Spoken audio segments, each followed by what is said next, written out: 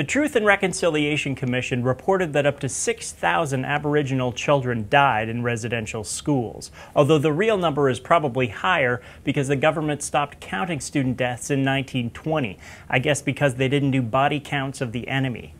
As we're considering how to properly memorialize these victims, it might be a good time to remind everyone that we're about to build a gigantic Victims of Communism memorial on the front lawn of the Supreme Court, also known as the Distractatorium.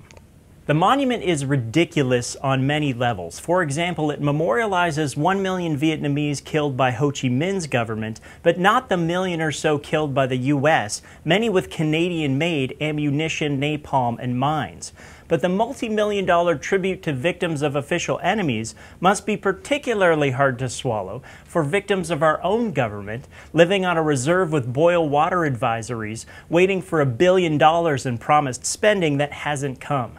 It's really easy to criticize other governments for their crimes. It doesn't take any courage to do that. It's far more meaningful to face up to the truly savage things our government has done, because we can actually do something about it. As horrific as the legacy of residential schools is, it barely scratches the surface of the barbaric treatment of Indigenous Canadians throughout our history. And there's a direct line between that history and the pervasive problems many of them suffer from today. And yet they're the ones on the front lines of environmental battles, using their treaty rights to protect the air, water, and climate we all need. Why did we want to destroy the culture that has its priorities straight?